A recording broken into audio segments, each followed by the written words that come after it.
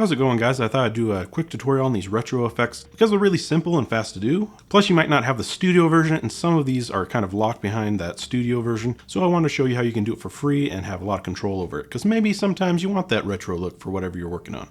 Anyway, let's just jump right in. I have this template that you can download if you want. It's kind of fun. It's got all the effects in it. The one caveat to that is it's a Fusion comp, so you kind of have to go into Fusion, go over to File, and then you go to Import Fusion Composition. All right, with that, let's just get started. I got this Fusion comp here. I modeled after this Fallout 3 graphic I saw. Thought it was really fun, just thought I'd remake it. There's not too much going on here, just a lot of circles, a lot of lines. So let's go ahead and just delete a lot of this stuff. All right, I got rid of all that stuff. So I just got my media out now. I just have my graphic, all the effects are gone. The three main things we're going to be using are the fast noise, a rectangle mask, and a perturb. I know, crazy, right? But this is what makes it so easy and fun to make all these effects. So let's just start off with making a background for this. We need a background going in. So let's just add in a merge. And then I'm going to grab a background. Not that. Grab a background, plug it in. It's all black. Let's change it to white. And I need to switch that, so I'm going to hit Control T on this merge. I want to shrink down the white a little bit. So I'm going to merge that over another background. This one's going to be black. I just have this highlighted and hit another background, is I'm going to throw in a merge already. Swap that so the white is on top, then we'll just throw a rectangle mask right on that background. Crank up corner radius, the width, throw up the height, and we'll throw in some soft edge. All right, we have our background set. Let's throw in some scratches. So let's go ahead and grab a background. We'll just merge that right on top. Now I need a rectangle mask on that. These nodes are super unruly right now. So for this, I'm just going to put the height all the way up, and then I'm going to make the width really, really small.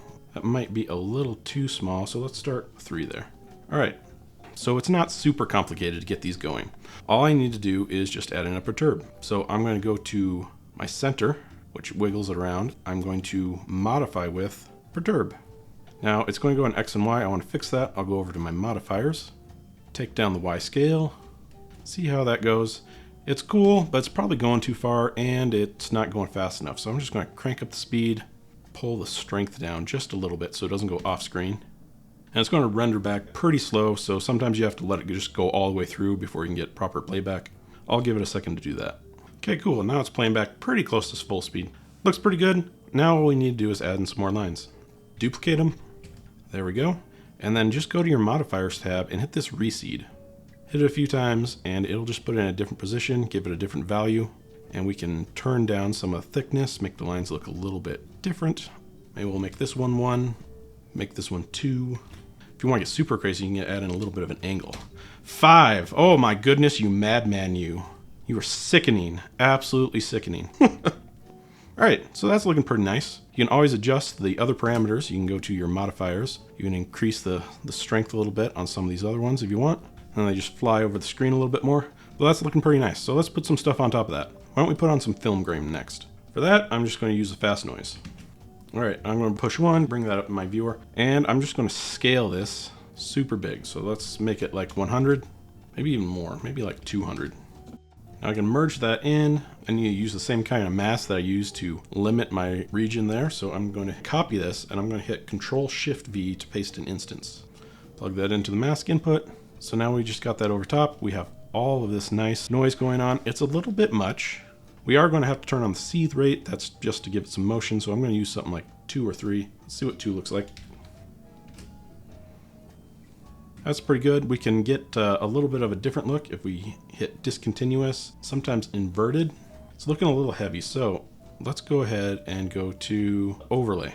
We use overlay if we want to get rid of it on the black, which basically is exactly what your film grain does. If you use your film grain node, it'll get rid of it on this top part and just put it on the back. If I want it over top of all of it, I can put it to something like screen, but I'm just going to leave it on normal. I'm going to use kind of this burn in, and I'm going to make it subtractive so it gets out of the black a little bit, and maybe right about there for the white. It's just kind of up to you. You can use the blend to bring it down a little bit. It's all about how much grain you just want to be in there, how much noise. That's looking pretty good. That's an easy way you can get grain if you don't have access to one of the other grains that come in the studio version. I think film grain might be one of them. But this also gives you a lot more control because some of those nodes don't actually do what you want them to do. This is just kind of a fun exercise in how you can make your own stuff and just kind of personalize it to whatever you're doing. So what else are we going to do? We can do scan lines. Let's go ahead and do some scan lines. I'm going to grab in a background. I'm going to turn it to gradient. The first thing I'm going to do is I'm going to grab this gradient. I don't want it going that way. I want to move it this way. After I move it a little bit, I like to just go here and then I can type in the numbers. 0.5, 1. There we go. Now it's sitting right. And I can also add in some more markers here if I think I need to make a better gradient. And you can kind of just customize this however you want. We're just looking to make basically a little bar. This is the completely artistic choice of this, however you want to do it. After this, we're just going to use a transform. So grab a transform, bring that in my viewer, and we just switch this to wrap. And then we can bring down the size. And then we get all these nice bars going everywhere. Let's go ahead and merge that in. That's looking pretty cool. This one we want to set to overlay.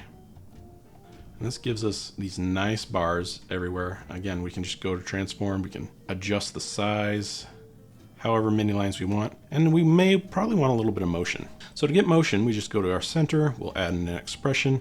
This will give us our X value and our Y value. We want the Y to kind of scroll over time. So that's pretty easy. We just get rid of that, put in time. And I'm going to divide by 1,000 because I already know that's going to be way too fast because it's going from 0 to 1. You don't want to go from 1 to 150 because this is just going from 0 to 1. And we get some nice scrolling going. Again, I'm going over this pretty fast because I want this to be short and I have a template that you can download and you can kind of dissect what values I did there and adjust them to however you want. So what else do we want over this? Probably want some blur. That's pretty easy. Check that out. Blur. Probably want some flicker. That's pretty easy. Why don't we put that before our blur? To do that, I'm just going to add in a brightness contrast. And we're going to go to this gain here, which will turn things up and down. And we're just going to modify with, you guessed it, perturb. This video probably should have been named The Power of Perturb, but you know, that's kind of a weird name. Now I want this moving much faster. So I'm just going to go in, crank up the speed. The value, this is kind of our center value. Let's put it at 1. And I kind of want it to wobble maybe about like 50% of that. So let's go back and we can kind of see where it's going. Let's turn that back up. Let's put the strength up a bit. That's probably too far. Maybe right on 1 is just where we want it. So now we have this nice flicker. What about motion? Why don't we throw on some motion? So let's go ahead and add in a transform. And we just want this to wheel around. So center, modify with, dun da da, perturb. That is way too much. Let's turn that down.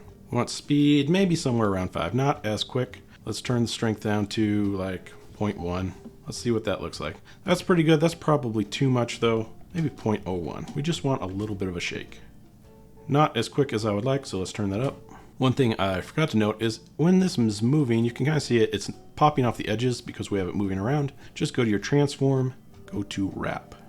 If we want to kind of add in that film scroll, which I don't have in the template, but we could just do it right here. Just add in another transform. Again, go to wrap.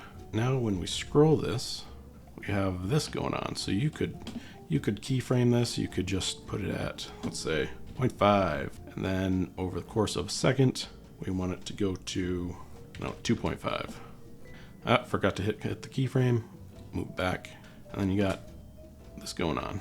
If you found value in this video so far, consider hitting subscribe, hit the thumbs up. It really encourages me to keep making tutorials and it really helps me out a lot.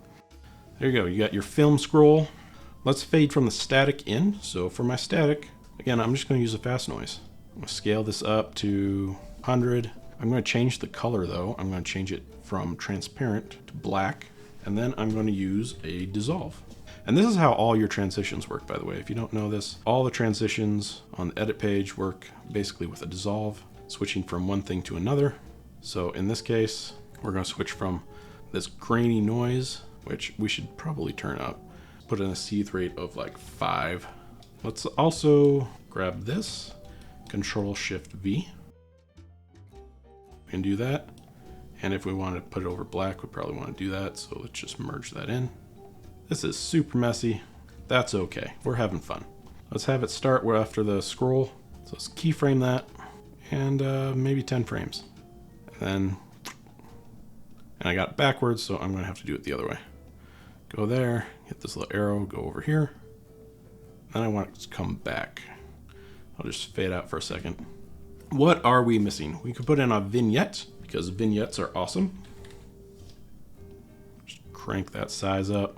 That helps sell it quite a bit. Now we have things shaking, we have some stutter, we got all sorts of things. Why don't we add some dirt and grime? That's pretty easy.